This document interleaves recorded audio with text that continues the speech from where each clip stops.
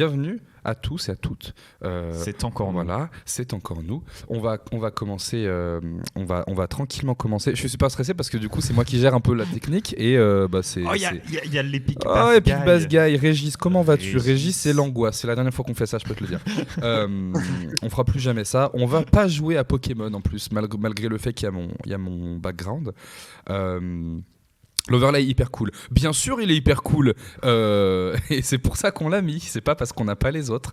Non. Ça non, n'arriverait on n'a pas. j'ai On pas est les des autres, professionnels on est de des- l'entertainment. Que personne ne panique. On va parler aujourd'hui de cinéma français. Un sujet qu'on n'a pas vraiment encore abordé, sinon dispersé, vilipendé dans d'autres sujets. Je suis très sûr que c'est pas le bon mot, vilipendé. Mais C'est en un tout cas, il Pokémon. l'a bien dit, donc ça passe. Mais il l'a dit correctement, donc Vilipendé. je te pardonne. Et du coup, on va parler un peu de cinéma français. Donc pour l'instant, tout le monde s'installe. Faites-vous un café, un petit thé, peut-être une verveine, une camomille. C'est la saison. Le titre est bon. C'est vrai. Étage mais 13. C'est très gentil, merci. Étage 13, le titre est bon. Mais est-ce que ça veut dire qu'il trouve que le cinéma français c'est nul? Je sais pas, je pense que vu qu'on a mis un point d'interrogation, je pense Mais qu'il c'est est toi, intrigué. mais c'est vous, étage 13. C'est qui Et étage C'est oui. eux, c'est eux, Bah, étage ça doit 13. être- étage 13. Ça doit être Antoine. Eh oui. On sait faire. C'est eux, étage 13. Donc voilà. Donc je rappelle qu'à tout moment, le live peut couper. Il y aura un joker, on va relancer. À partir du deuxième joker, on relance plus. Mais apparemment, ça tient. Donc on verra bien. Voilà, on va commencer tranquillement. Ce qu'on se dit, c'est qu'on aime bien commencer record avec des petites actus, des petites recos, des petits bonbons comme ça, des cacahuètes un petit peu, des petites chips peut-être. Et puis ensuite, on commencera un petit peu le thème. Dans les grandes lignes, on aura une petite intro. On a plein de jeux super, Moi, j'ai plein une de chroniques super. Chips Oh. et le cinéma français c'est hyper cool aussi, genre Fatal. Alors, Bah ouais, Régis. premier degré, Fatal Bien est sûr. un bon film. Mais d'ailleurs, Radio Libre, oh la Gerta qui vient, salut. Radio Libre, Bonsoir. si les arcanes vous voulez donner votre avis, vous pouvez venir en vocal, hein. De toute façon ça sera que mieux. Parce qu'on rappelle que vous êtes sur la pire chaîne Twitch de France aujourd'hui. Arrête. Juste aujourd'hui, Oh. juste ce matin. Non, Dimitri. pas la pire chaîne. Oh, La Dimitri. pire émission. Dimitri. Non, La Dimitri. pire émission. Non, c'est faux. Dimitri. On va faire ce qu'on peut. En tout cas, on se débrouille. Vous êtes déjà 7, c'est trop. C'est beaucoup trop. Voilà. Et en plus, il y a Squeezie qui fait son GP aujourd'hui. Là, Ils sont 600 000 Ils sur sont son live. 600 000. C'est vrai? Non, ils étaient 300 000 tout à l'heure seulement. Alors, ils sont 300 000. Bah, si vous êtes là, waouh, merci, c'est cool. C'est C'est-à-dire gentil, qu'on ouais. bat Squeezie, d'accord? Arrête, vous êtes super. Squeezie au Non. chiotte. Squeezie Régis, au chiotte. on est super, c'est pas ça. C'est juste que en termes de technique, rien ne va. Je viens de voir que par exemple, le chat déborde sur Alex, par exemple. Eh bah, Voilà. On Débordez-moi a ce dessus, allez. degré de non-professionnalisme, voilà, parfait. On dirait un générique. Oh, c'est beau ce que j'ai fait, c'est super beau, on dirait un générique. Non, mais c'est-à-dire qu'à tout moment, ça peut couper parce que je suis un peu esclave de Free en ce moment. Regardez juste à quel point Voilà. Dimitri parle vite comparé à d'habitude. Je suis Ça super, devrait vous je suis dire à quel stressé, point je il suis est super terrifié. stressé. C'est quoi Ça cet va- overlay ça va aller. MDR? C'est quoi cet overlay? Personne m'a envoyé les overlays. Ils sont pas sur le truc. Bon, c'est la C'est pas cabine le de moment, Célébi. Dimitri. Oui, c'est la cabine de Célébi. D'accord, c'est Pokémon. Alors, le cinéma français, est-ce que c'est nul ou pas? Bah non, c'est super. Allez les gars, wow. On Allez. est chaud, on est beau. On va se lancer Allez, sur des suis- petites. Ils sont sur le drive, c'est faux. J'y ai passé une demi-heure, je les ai pas trouvés. Bref, c'est très joli comme ça. De toute façon, c'est très beau parce que Régis l'a validé. Si Régis valide, c'est vendu. Les enfants, on lance record avec la petite section des recos, des actus. Est-ce qu'en ce moment, Alex, il y a des petites choses dans l'actu qui t'ont un peu trigger, un petit peu, qui t'ont donné envie d'en parler? On a envie de t'écouter. Bah, on s'était mis d'accord sur. On a vu. Je crois que tout le monde a vu à peu près la couve du magazine de cinéma français. Tout à fait. Qui est Le film français. Un film français, pardon, qui est un magazine plus pour les professionnels du milieu, voilà, pas vraiment pour le grand public, et qui ont fait une couve avec le marqué genre reconquête du cinéma français, et c'était que des hommes très très blancs. Et Notamment barbus, l'équipe- ils étaient tous barbus. Et barbus, notamment, je sais pas, je crois qu'il y avait Pierre Ninet, Vincent Cassel. Non, je c'était sais plus. il y avait Kassovitz. Mais je suis assez sûr qu'il y avait Ninet. Hein. Il y avait Pierre Ninet, Ninet. Kassovitz, François Civil, pas Kassovitz, Cassel, François Civil. Il y avait aussi Canet. Il y avait Il y avait Danny Boone aussi qui était. il y avait Danny Boone. Il y avait le gars qui a joué dans Comment je suis devenu un super-héros, Pio Marmaille. Oui, c'est ça. Marmaille. Pio Marmaille. Ouais. Et puis il y avait Monsieur Sédou Père au milieu qui régissait un petit peu toute cette team. Et du coup, ça a fait un peu parler parce que déjà Reconquête en jingle, hein.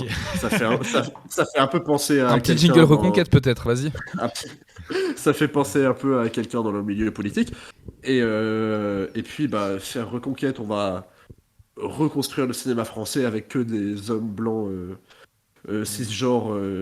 Bah, c'est pas très progressiste et pas très dans les normes. Enfin, pas très Pas très moderne. inclusif quoi. Franchement, Pas très inclusif. on aurait pu faire un top de tout ce qui allait pas sur cette couverture quand même. Ah ouais. Vraiment, le titre, moi, c'est encore plus. Déjà, le fait que ce soit tous des hommes, c'est moche, mais qu'ils aient choisi en plus le titre avec, c'est catastrophique. Je sais pas à quel point tu dois pas te rendre compte d'à quel point ça pose problème pour publier ça, tu vois. Enfin, je sais pas, je trouve aberrant qu'ils aient osé faire ça. Et à raison, il y a beaucoup de gens et beaucoup de femmes, notamment dans le milieu, qui ont réagi. Et bah, c'est très bien. Et qu'on refait des sortes de couvertures en mettant en avant plein de femmes j'ai vu ça, des bien, actrices ça. ou des réals. Et bah, c'était très très bien. Et il faut se révolter contre ce genre de mise en avant du cinéma, parce que c'est pas que ça en tout cas le cinéma. Et c'est dommage. Dites-nous, parenthèse, dites-nous si le son est bon de tous nos côtés, parce que j'ai l'impression que c'est le cas. Mais oui, effectivement. Arrêtez de vous moquer. Mais ouais, c'est chaud. Et surtout qu'apparemment, en fait, là où c'est pas chouette, c'est que la photo en question, c'était juste une photo où ils étaient tous. Bon, bah voilà, c'est des copains.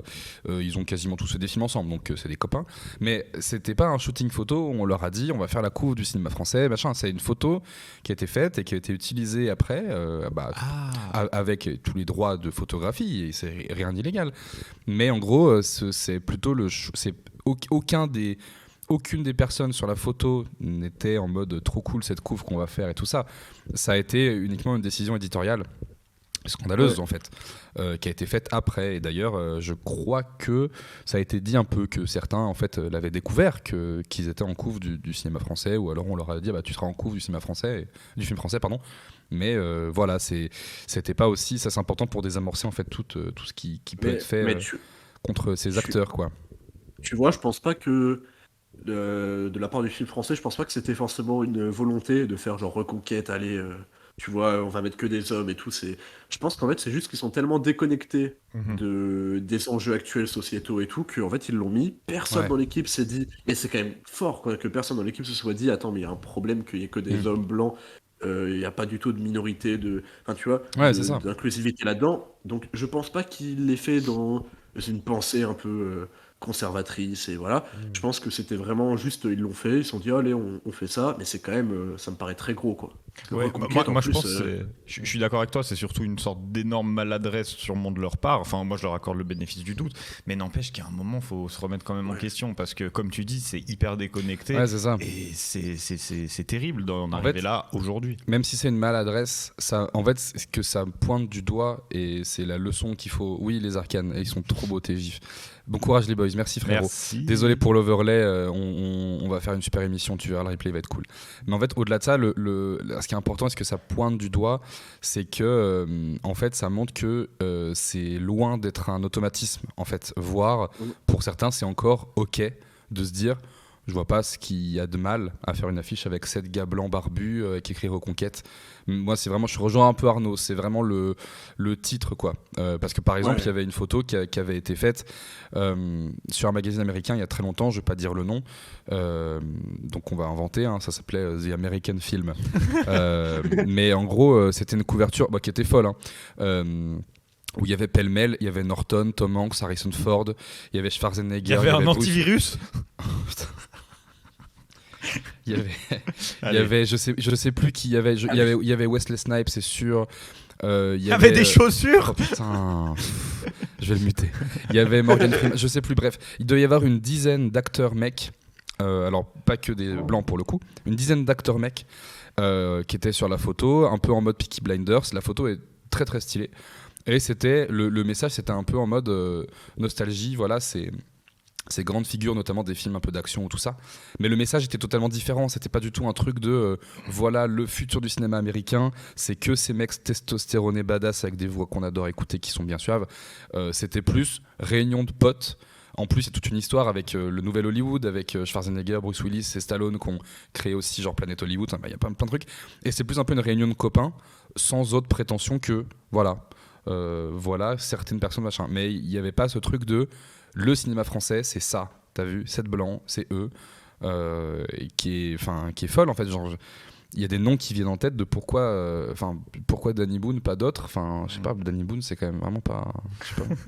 On donne nos avis sur chacun des gens sur l'affiche. C'est parti. Parce qu'il passait par là et qu'il ramène beaucoup de gens en salle. Bah ouais, mais Clavier, il n'y a pas Clavier à ce compte-là. Mais après, tu l'as dit, à la base, c'était une photo entre aussi d'anciens oui, potes, non, bien sûr. sûrement Attention, qu'ils étaient juste très potes. je vais faire un guacamole d'enfer parce que je suis l'avocat du diable. D'accord. Mais non, voilà, évidemment, c'est une couverture qui ne passe pas, qui est mal passée. Twitter s'agace. Hein. Twitter s'est agacé, et on trouve à raison. Voilà, dites tout ce que vous en pensez aussi. Mais c'est vrai que c'était une triste actu, quoi. Enfin, une actu dommage.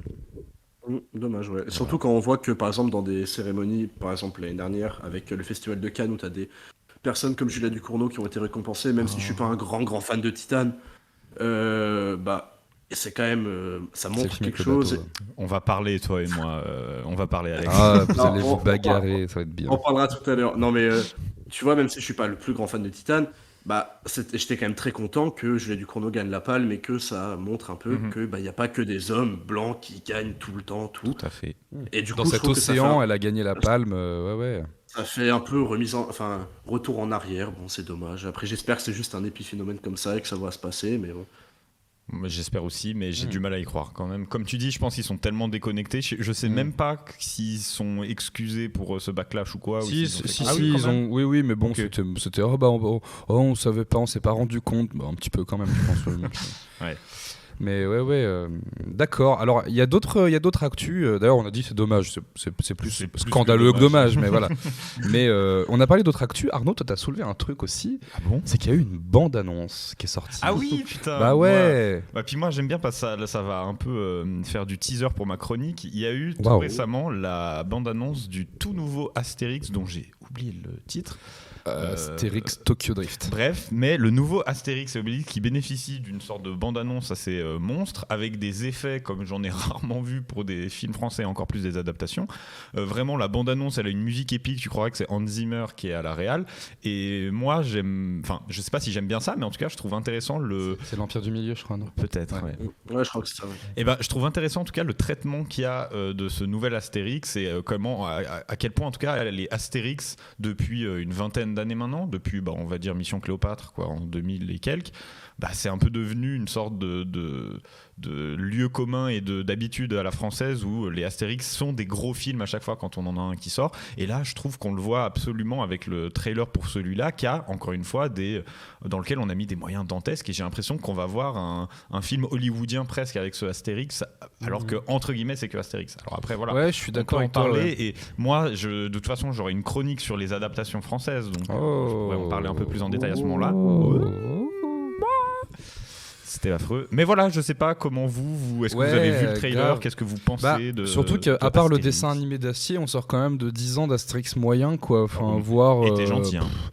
Ouais, où c'était vite devenu juste des Happy Meal en fait. Et du coup, là, j'ai l'impression qu'il y a vraiment un truc. Bon, déjà, ça fait longtemps qu'on n'a pas eu un Astérix aussi noche, grande envergure comme ça. C'est canet, c'est cool, c'est Lelouch, c'est cool. Ils vont chercher aussi dans des comédiens, comédiennes un peu plus new gen, on va dire. Il y a Jonathan Cohen et tout. Il y a Zlatan. Il y aura McFly et Carlito, n'oublions pas, je pense aussi. Des comédiens nouvelle génération. Voilà, bien sûr. Il y aura Squeezie, il y aura Inox Tag. Non, mais moi je suis d'accord, ouais. Le trailer m'emballe pas plus que ça. Bon, visuellement, c'est cool, la musique est cool et tout, mais visuellement, bon. Et les costumes sont charmés, heureusement que les costumes sont charmés. Ouais, j'ai hâte de voir le film plus. Je suis content de la gueule que ça a. Bon, la bande-annonce en elle-même, moi je n'ai pas kiffé la bande-annonce, mais je suis content du projet, j'ai hâte de voir le film. Ouais. Moi, c'est ça que je voulais dire. Je suis pas forcément emballé par le projet, j'étais juste, en tout cas, très surpris de l'envergure de la bande-annonce. À quel point on te sort ça comme. T'as l'impression vraiment que c'est le prochain gros film français, c'est ce Astérix qui va venir tout casser. Et peut-être qu'il va le faire, même sûrement, ça a toujours été, je crois, des succès assez. En tout cas, en salle, les Astérix. Mais voilà, je sais pas, Alex, toi, ça t'intéresse, ça te désintéresse, quelle est ta position? J'ai pas vu le trailer pour être honnête, mais c'est après quand tu dis que oui, ça t'a surpris un peu que ce soit genre un événement. Moi, en n'ayant pas vu le trailer, ça me surprend pas vraiment parce que ça fait longtemps qu'on voit c'est la liste du casting passé, oui, c'est vrai, des trucs, tu vois, des annonces, des images un peu, et j'ai l'impression que ça fait longtemps que c'est teasé ce truc, tu vois. Et du coup, ça m'étonne pas que ce soit vendu comme l'événement cinéma français peut-être de l'année, peut-être pas de l'année, mais tu vois, du moment. Donc ça m'étonne pas. Après, j'ai pas vu le trailer, donc je sais pas.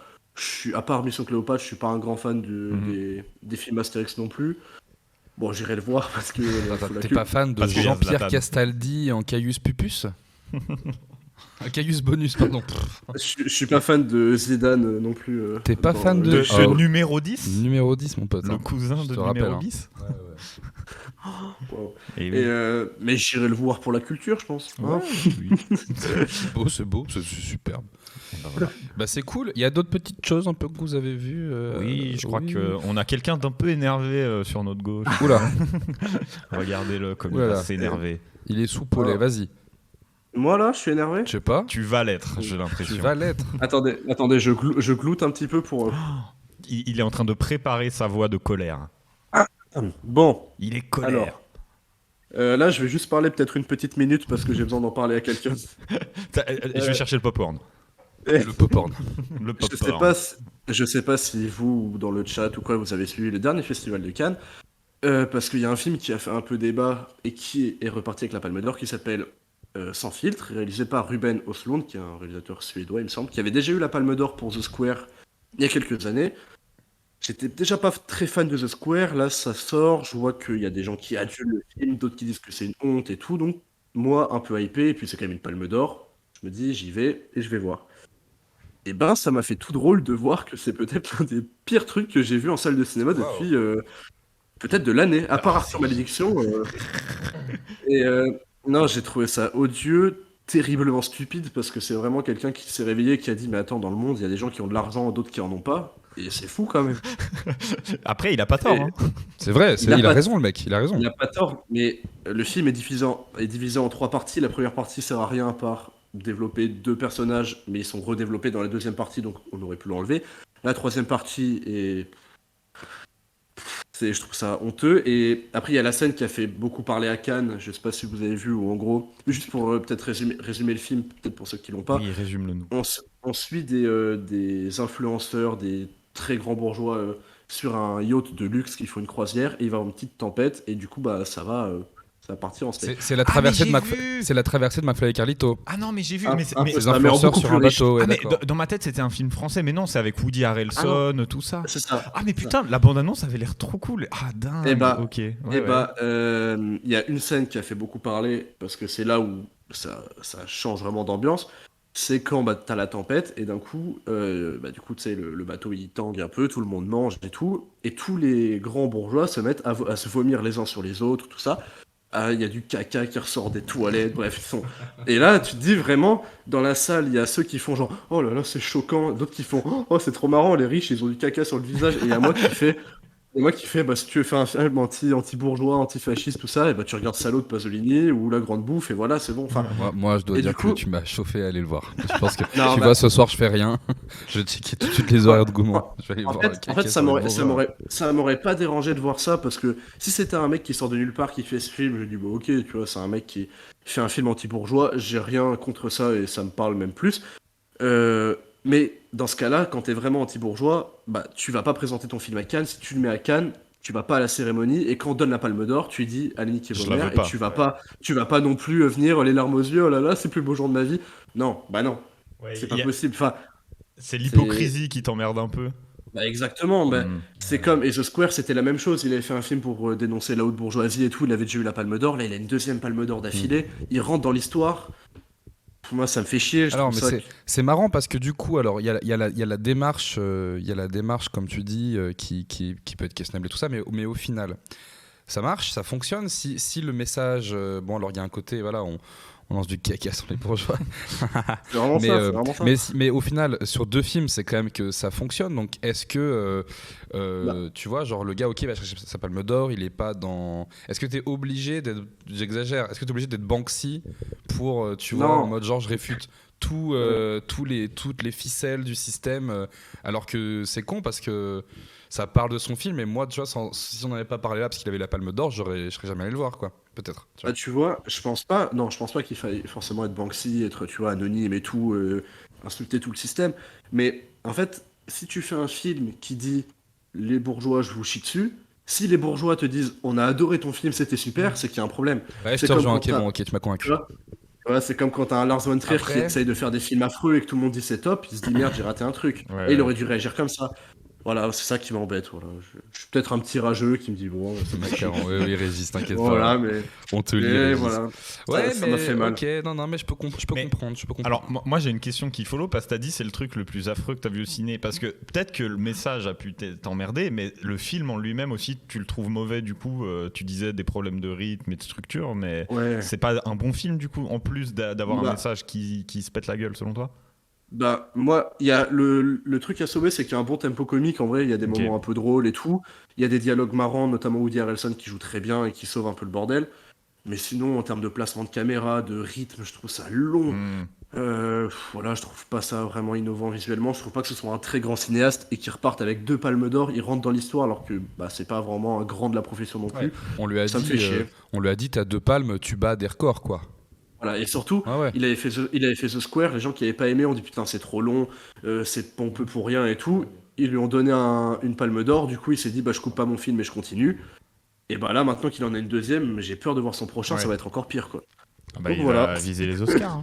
hein. Ouais. Puis moi, j'ai arrêté de faire des blagues. Ah, t'as fait une blague? Oui, mais Deux deux fois palmes de suite, j'ai fait Alors, la attends, même d'ailleurs. attends. T'as Deux 2 palmes, palmes. tu bats des records, mais c'est pas grave. Ah, tuba. Il y a pas de souci. Un tuba et les Ah. palmes. Quittez le live, s'il vous plaît. Non, mais vous l'avez. En fait, Dimitri, il a dit les palmes. Elle était bien. Et bien après, sûr. il y avait tuba. Donc, comme les palmes et le tuba. Alors, dites bravo à. C'est Dim. marrant, c'est marrant parce que ta transition, tu vois, Ah, elle est putain. super. Et t'en savais rien J'en jusqu'à avais présent. Aucune idée. Parce que maintenant qu'on a un petit peu gueulé, on peut faire. Moi, j'aime bien qu'on fasse ça. Petite reco un petit peu de qu'est-ce qu'on a vu récemment, etc. Oui. etc. Moi, j'ai 2 petites recos, d'accord. Et il y en a une, figure-toi, que tu me l'as lancée. Tu pouvais pas mieux me la lancer. Avec des tubas Qui et vient des palmes. d'expliquer ma blague. Il a expliqué ma blague en disant attends, je t'explique ma blague, d'accord. Et est arrivé récemment, alors récemment, je sais pas, j'ai pas la date, mais est arrivé récemment sur Netflix un film français qui s'appelle La vie scolaire, Oh qui est un film de Grand Corps Malade entre autres, avec je sais plus son co-auteur ou son co-réalisateur, qui est un film qui se passe dans un collège avec une CPE, collège en banlieue de Nanterre. Si je dis pas de bêtises, ou en Seine-Saint-Denis, un collège un peu chaud, un peu politique de la ville, et du coup ça va raconter un peu le quotidien des étudiants, etc.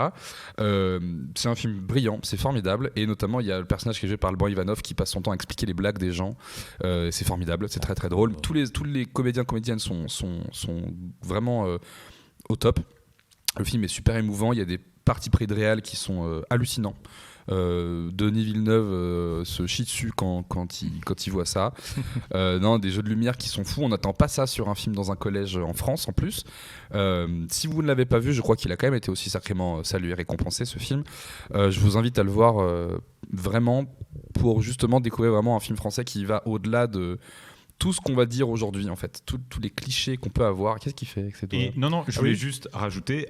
Tous les films, enfin tous, pour l'instant il en a fait 2, mais son premier film, Un grand corps malade patient, était déjà vraiment très bon et qui se passait dans le milieu de l'hôpital. Ah, je crois qu'il l'avait fait même après, figure-toi. Non, il l'a fait Non, avant, t'as c'est raison. d'abord Ouais, bien patient. sûr. Ouais, Mais ouais. voilà, donc Grand Voilà, corps c'est malade. super. Donc, En plus d'être un très bon parolier, c'est voilà, aussi un bon. qui est aussi sur Disney+. Pas du tout, sur Netflix, excusez-moi. T'es un vendu.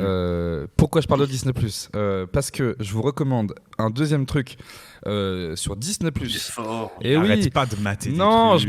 je bouffe le petit déjeuner. Je mange quoi? Il Des mange céréales? la Des céréales? Non, je mange des toiles de ciné, mon De pote. la culture, il a dit. Ouais, Tu ouais, manges bien de la sûr. Culture. Sur Disney+, est sorti hier, et c'est pas Andorre, Régis, parce que j'ai commencé, c'est super, mais j'ai pas fini. J'ai vu sur Disney+. En ce moment, il y a la série She-Hulk qui sort tous les jeudis. Twitter s'agace toutes les semaines parce que c'est une série qui est quand même parti pris, qui est très orientée, on va dire, combat féminisme et woke, etc. Donc moi, je trouve ça cool. Je suis pas fan de la série en termes de rythme, mais en termes d'histoire et de lore. Je trouve ça très décevant. Mais après, voilà. Je me plais à voir Twitter s'agacer parce que She-Hulk twerk et les gens ils sont en mode dédé alors que tous les Avengers ont dansé dans au moins un film. Donc ça c'est pas un souci. Mais c'est pas de ça que je vais vous parler puisqu'il est sorti hier sur Disney+ un court-métrage. D'accord, comment on dit un Halloween special. Un Halloween special qui s'appelle Werewolf by Night, qui est réalisé par Michael Giacchino, qui est un compositeur qu'on aime tous, qui a fait les BO de 90% des blockbusters qu'on a kiffé ces derniers temps, La planète des singes, bref, qui est un monstre compositeur, et qui a réalisé un court-métrage, donc qui dure 50 minutes, sur Disney+, qui est un spécial Halloween, qui est un one-shot, donc qui se tient tout seul du début à la fin. Il y a un peu de lore, mais c'est surtout une petite histoire. Full noir et blanc, d'accord. Et c'est un hommage, en fait, à la fois au cinéma d'horreur d'épouvante des années 60-70, donc le Loup-garou de Londres, Creepers, The Thing, tout ce que tu veux. Et c'est aussi, en fait, il a dit, je propose, en fait, on va dire un peu mon épisode bâtard de la 4e dimension. Donc c'était une anthologie en fait en noir et blanc aussi qui sortait dans les années je crois 50 ou 60, c'est très très vieux. Et en fait il y a ce petit côté, voilà, c'est un peu Twilight Zone en 4e dimension, c'est un peu Loup-garou de Londres, c'est un peu Le chien des Baskerville, enfin c'est tous ces films vraiment d'épouvante avant 80, d'accord, où il a réussi à cristalliser une espèce d'ADN de ce genre-là. Dans un univers Marvel. Donc ce qui est cool, c'est qu'il va explorer tout un pan du MCU qu'on connaît pas encore, qui est le pan plutôt, on va dire, des démons, de la sorcellerie, mais pas comme Doctor Strange, la sorcellerie type un peu les loups-garous, les ghouls, etc., qui existent aussi dans les comics, notamment qu'on retrouve beaucoup dans les aventures de Blade ou de Moon Knight. Et il associe aussi avec des éléments un peu plus connus, je vais pas vous dire lesquels, mais il y a des apparitions qui sont assez chouettes si vous aimez un petit peu l'univers Marvel. C'est très très court, ça se regarde d'une traite et j'ai trouvé que c'était super. J'ai plus le nom du comédien principal, mais c'est un comédien qui a beaucoup joué chez Almodovar, un comédien mexicain qui a beaucoup joué chez Almodovar et Del Toro, et bah voilà, j'ai trouvé que c'était formidable. C'est peut-être un des meilleurs trucs Marvel que vous pouvez voir en ce moment, entre 2 séries à rallonge et un film moyen. Parce qu'en ce moment on est un petit peu dans un creux Marvel, mais ça va repartir, il y a des gros projets, mais c'est vraiment chouette. Si vous aimez pas Marvel, eh ben, vous pouvez vraiment mater ça. What by Night, bien sûr, pardon, vous pouvez le mater aussi. Ça fait vraiment 5 minutes qu'elle est là. Parce que si vous aimez pas spécialement Marvel, comme je vous dis, c'est pas spécialement rattaché à des trucs très très MCU, ça se tient tout seul, et vous pouvez juste kiffer un épisode de la Twilight Zone que vous auriez pu voir à l'époque. Michael Giacchino, je crois que c'est un de ses premiers tafs en tant que réal en plus, et il est fou de talent. Il y a vraiment des partis pris de lumière, de réal qui sont chouettes comme tout, et voilà, j'ai énorme coup de cœur pour ce petit court-métrage sur Disney+ à partir de hier, donc voilà. J'ai juste une petite remarque à faire. Ouais. Tu as dit que la 4e dimension était une anthologie. Il Oui. me semble qu'on dit une série d'anthologie. Oh non. Une série anthologique. Non, non, dis pas ça. non, ça suffit. Allez, j'arrête. Mais j'arrête les taux. C'est pour tous les. Voilà, donc moi c'est ma petite reco, voilà. Et les gars, et vous, est-ce que vous avez des petites choses comme ça, un petit peu à picorer, petites cacahuètes?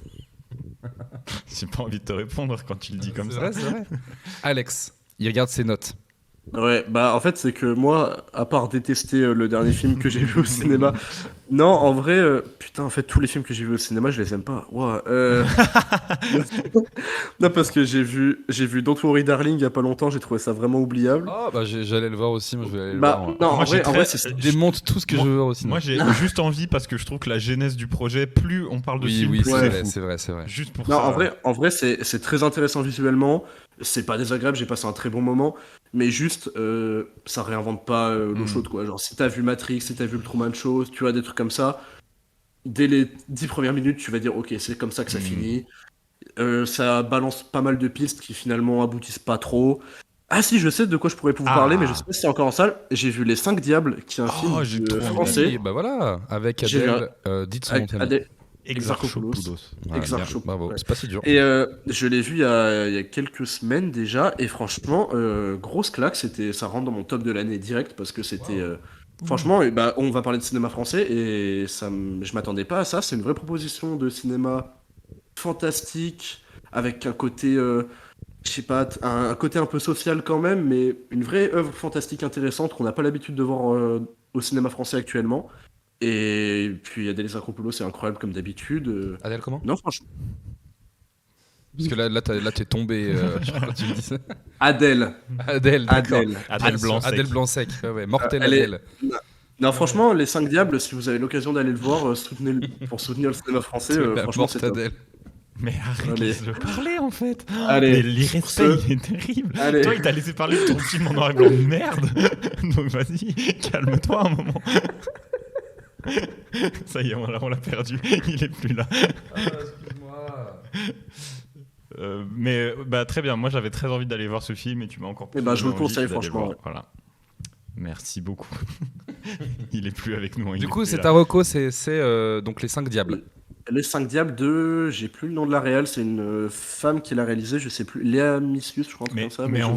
mais enfin, Alex, les femmes ne Bah, font pas de Elles films. le font pas. Et On le reconquête, sait. mon pote. Attends, tu rigoles ou quoi? Il est fou, lui. Je suis Ok. bête. Le temps que tu retrouves son nom, Arnaud. Oui. Titre court. Ah oui, donc je. Comment? Non, pardon. Adèle. Adèle. Pardon, merci.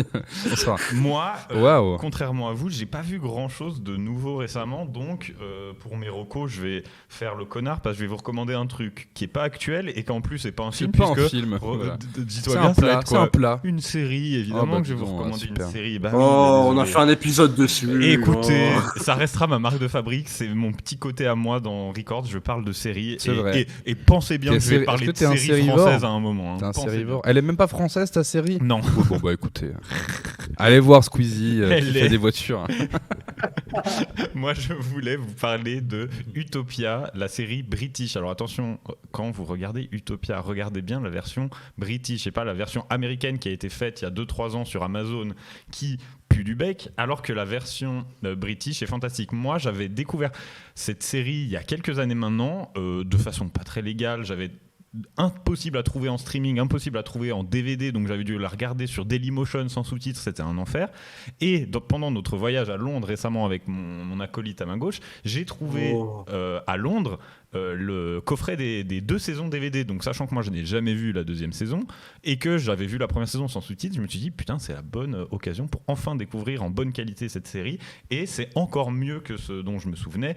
Utopia, c'est une série conspirationniste sur 5 personnes que tout oppose un peu, qui vont se retrouver mêlées à un complot gouvernemental et à base de trafic de médicaments et de santé. Donc c'est en plus très actuel avec des histoires de vaccins. C'est encore une fois, c'est une série de 2013 qui a un propos hyper actuel. Les acteurs sont géniaux, la musique est fabuleuse. Il faut savoir que ça a été réalisé par Mark Mundane, qui est aussi à la tête de The Third Day, qui est une autre série excellente avec Jude Law, qui est aussi Mark Mundane, il me semble, à la tête du projet Sleep No More, qui est une des pièces de théâtre les à plus New York. acclamées ever.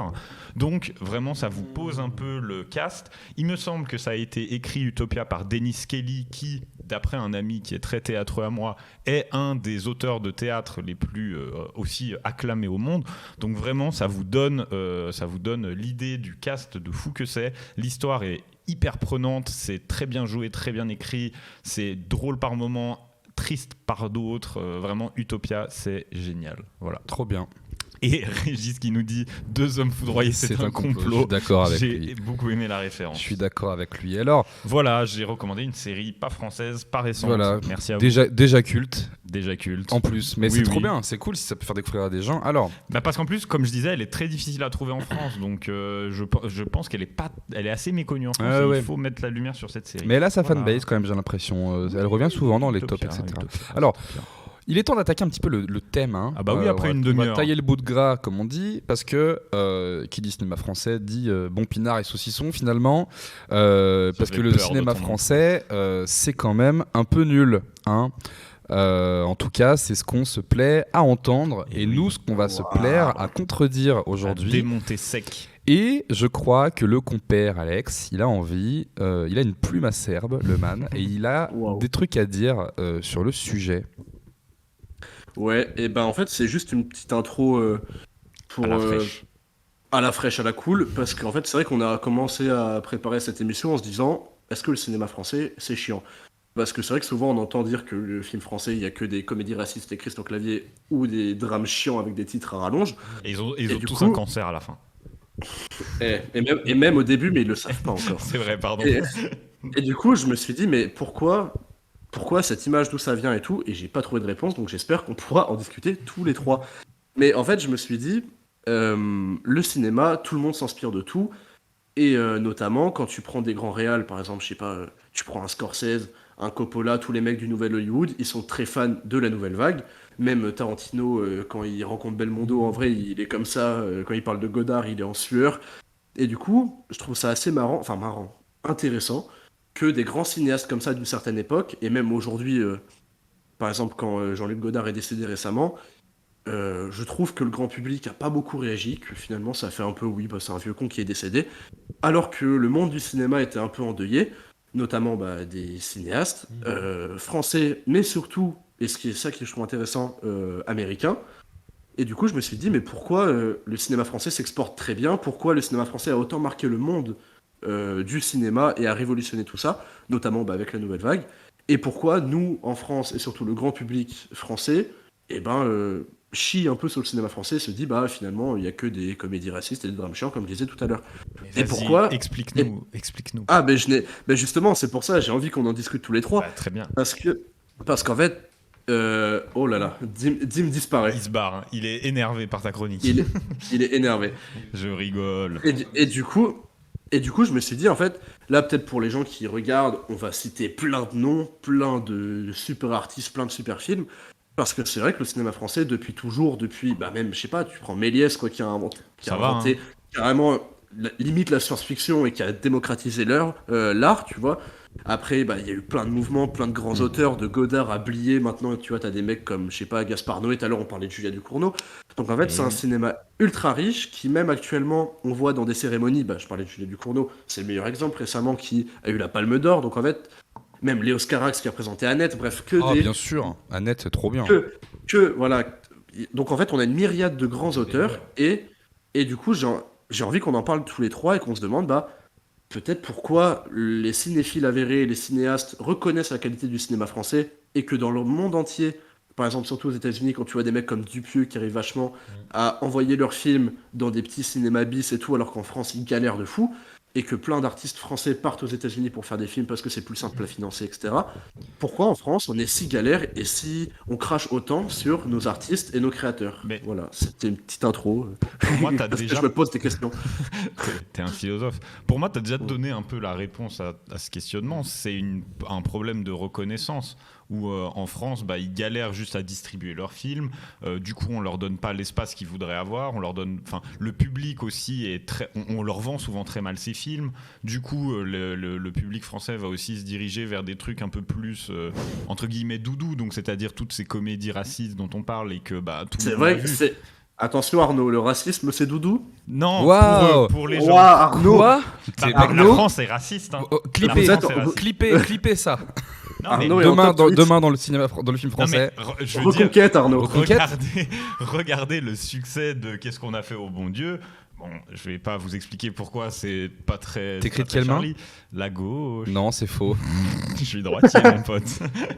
Mais on le voit avec le succès de Qu'est-ce qu'on a fait au bon Dieu, qui a eu le droit à une ou deux suites même d'ailleurs. Enfin bref. Il y a encore deux après. Ouais. Voilà.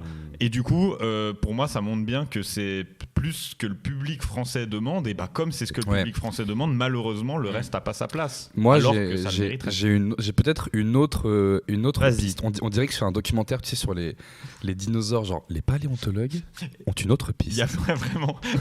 C'est deux écoles qui s'affrontent. Parce qu'en fait, on est un petit peu, on est avec notre pinard et saucisson entre Français à parler du cinéma français. Ce qu'il faut aussi se poser comme question, c'est en Europe, comment les autres pays en Europe voient leur propre cinéma. Si tu vas voir un Espagnol, alors évidemment qu'il va être fier d'Almodovar, évidemment il va être trop content quand tu lui parles d'accord, mais nous aussi on est trop fiers quand on parle de Canet, quand on parle de Gaspard Noé, quand on parle même de notre patrimoine de films, quand on parle de plein de réals, de Jean-Jacques Hano, voilà, on est trop fiers de Jeunet, on a la main sur le cœur. Mais il y a ce côté, voilà, le gros du cinéma français, on va dire populaire, nous on déteste. Enfin, on déteste, ça nous plaît pas. Il y a des gens qui s'appelaient. Voilà, attention, ce discours qu'on a déjà, nous, même une majorité, tout le monde n'a pas. Même une majorité. Voilà. Mais ce qu'il faut se poser comme question, c'est plutôt pourquoi on trouve que c'est de la merde et pourquoi il y a d'autres choses qu'on trouve que c'est pas de la merde. Parce que mon élément de réponse que je mets sur la table, voilà, je le pose là, vous le prenez pas, c'est qu'en fait, en face, il y a ce mastodonte qui est Hollywood, qui nous apporte des divertissements tous les ans, de toutes sortes, d'accord, de tout type. Et je parle pas de cinéma anglophone, je parle de cinéma américain, d'accord, parce que les films anglais, on en regarde quand même vachement pas souvent, on va pas se mentir, même si ça peut être très bien, mais c'est aussi très très différent. C'est vraiment même de niche, en fait, le cinéma britannique. Mais le cinéma américain, c'est tellement un mastodonte qui roule sur tout, que du coup, quand en face, t'as une petite comédie un petit peu intimiste, un petit peu, voilà, avec pas vraiment de tête d'affiche, avec, bon, voilà, c'est clair que on s'emmerde. Parce que moi, je sors d'un film où il y avait quand même des Stremont, il y avait des aliens, il y avait Will Smith, il y avait machin. Et là, en face, comment tu veux rivaliser en fait avec des trucs comme ça de divertissement ? Parce que ce discours qu'on tient là, c'est aussi beaucoup un discours de la jeunesse. Quand je dis jeunesse, je vais dire moins de 40 ans. D'accord ? Il y a quand même vachement de chances que nos darons, notre génération de darons, à nous, donc plus de 40 ans, ne tiennent pas du tout ce même discours-là sur le cinéma français, qui au contraire, ils vont peut-être aller en voir même plus que nous, et qui vont dire c'est super, je passe des bons moments, alors je suis pas allé voir les derniers Marvel, je suis pas allé voir Black Adam, mais j'ai vu les Tuches 4 et j'ai bien rigolé. Voilà. Et au final, il faut faire la part aussi de qui pose cette question. Est-ce que le cinéma français c'est nul ? Parce que quand tu lis les cahiers du cinéma, c'est quand même un monolithe de culture, le cinéma français, donc il n'y a pas du tout ces gros-là. Coucou BRD Forge. Le plus beau de tous les abonnés de la chaîne. De l'autre côté du globe, on a aussi toutes les influences asiatiques avec le cinéma d'animation japonais.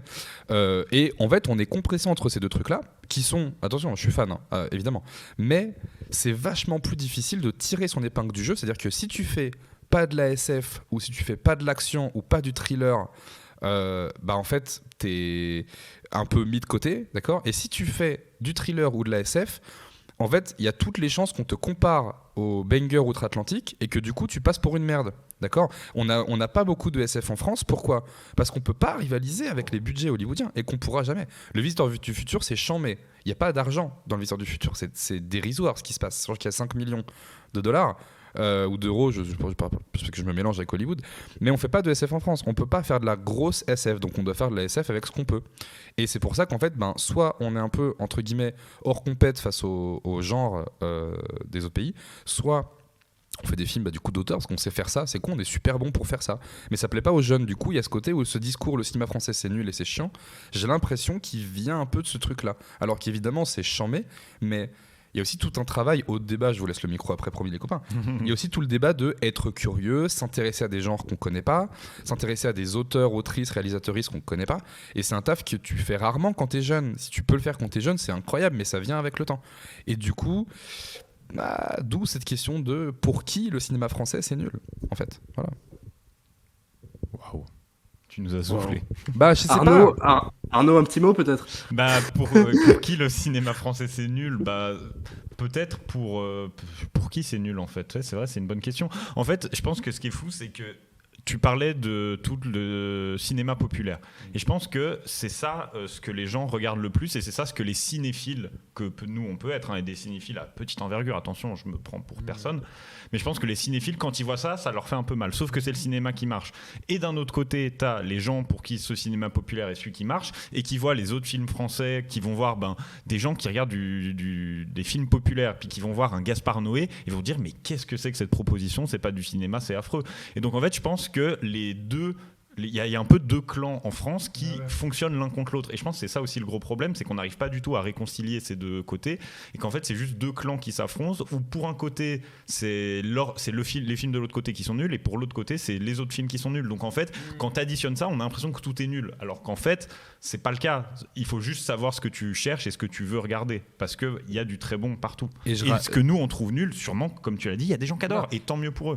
Et je rajoute aussi un petit truc, c'est que je suis certain, moi je suis convaincu que dans tous les pays il y a ce même discours là par rapport à ce que nous on produit, pas nous français mais nous dans nos pays, qu'est-ce qu'on produit par rapport à ça.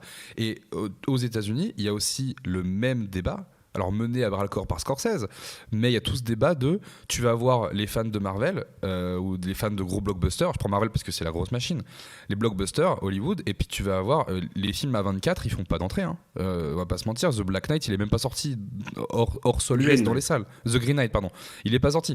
Et tu vas avoir aussi, je pense, plein d'Américains qui vont dire mais attendez, comment vous pouvez aller voir des gros blockbusters débiles comme Godzilla, c'est stupide, alors qu'on a The Lighthouse qui est super, Dieu, mais c'est 1h30 en noir et blanc.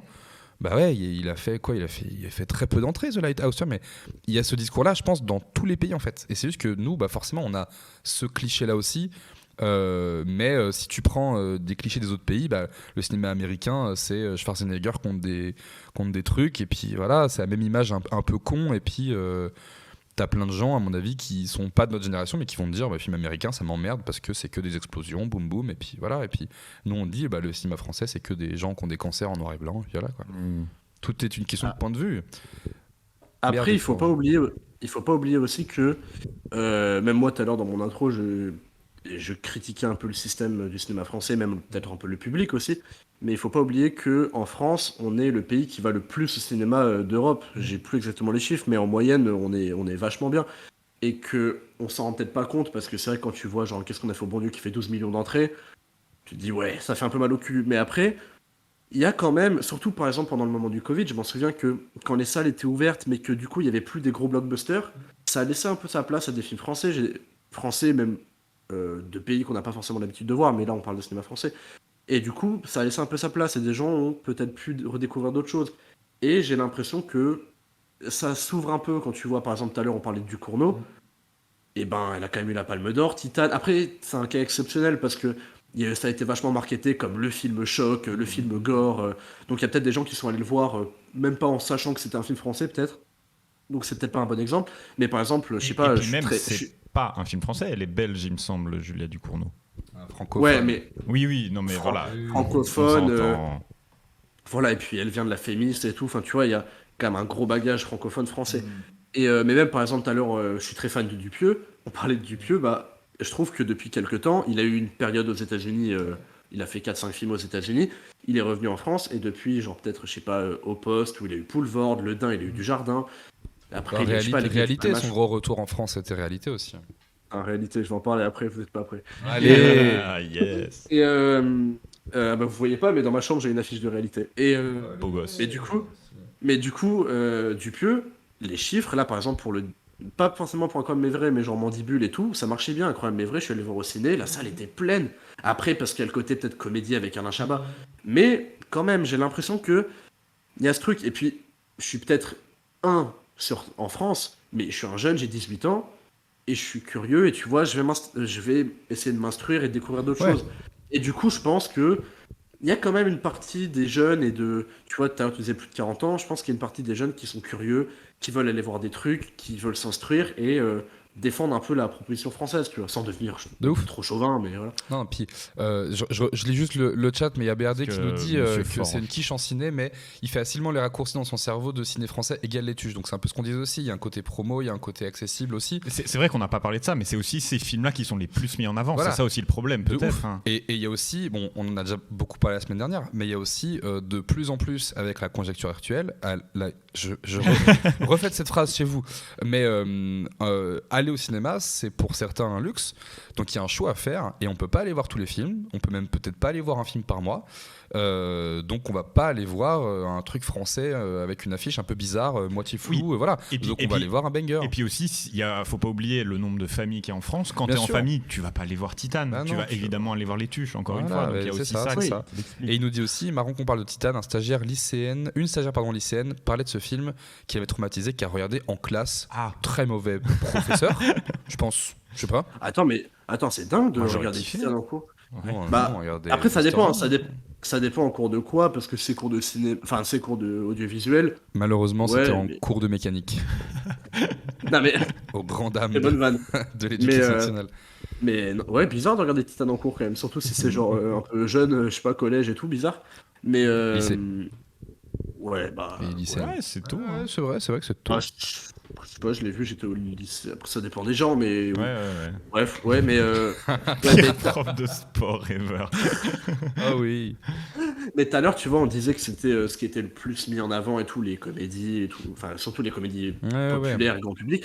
C'est parce qu'aussi, c'est ce que les. En fait, c'est un cercle sans fin. Vu que les gens vont voir ça, bah, c'est ce qui est mis en avant, vu que ça va faire de l'argent, c'est normal. Et ça devrait se casser la gueule un jour. Ça fait 30, 40 ans que ça se casse pas la gueule, donc ça fait. On parlait aussi des films un peu qui ramènent du monde et tout. Le dernier Dupontel, Adieu les cons, qui est formidable. Il a eu droit à une ressortie en France post-Covid, parce que le pauvre est sorti au mauvais timing. Il a cartonné, il a tonne-car ce film en 2 sorties, c'est assez fou quand même. Dupontel en même temps. C'est très fort. Hein. Il avait déjà aussi, avec Adieu les cons. qui est c'est formidable. Ça. Adieu les cons, Au revoir là-haut. En fait, je pense que Au revoir là-haut lui a donné un statut. J'ai dit Au revoir là-haut, mais je voulais dire Adieu les cons. Là, je crois que j'ai inversé, bien sûr. Mais Au revoir là-haut qui lui avait du coup donné ce statut et qui, je pense, a aussi permis à rapporter une statue. Oui, aussi. Et qui a permis qu'il ait cette ressortie-là parce que je pense qu'il est gentiment entré dans la catégorie un peu grand public du Dupontel. Alors que t'as le coffret derrière, il y a plein de films qui sont beaucoup plus. C'est quel coffret? Surtout Dupontel, c'est marrant, petite parenthèse, tu vois, mais c'est marrant parce que j'ai regardé, je suis très fan de Dupontel, et quand tu vois genre Bernie, son premier long métrage, et que tu vois par exemple, il avait fait une interview où il arrive, tu sais, genre gros pull, mal coiffé, et tu sais, la présentatrice comprend pas trop, elle dit mais c'est horrible ce que vous montrez dans le film, c'est violent et tout. Il était un peu montré, il était un peu montré comme... c'est un peu du cinéma bis, tu vois, à la limite, et maintenant qu'il va au César, c'est fou, il remplit des salles, c'est quand même une... Il avait ses persos qu'il faisait sur scène aussi, qu'il a un peu adapté dans ses premiers et tout, il a beaucoup changé et tout, mais c'est vrai que... Ouais, mais c'est clair. Il a un peu... Lui, c'est un exemple de quelqu'un qui a réussi à renverser un peu l'opinion. Du Pontman, comme on l'appelle.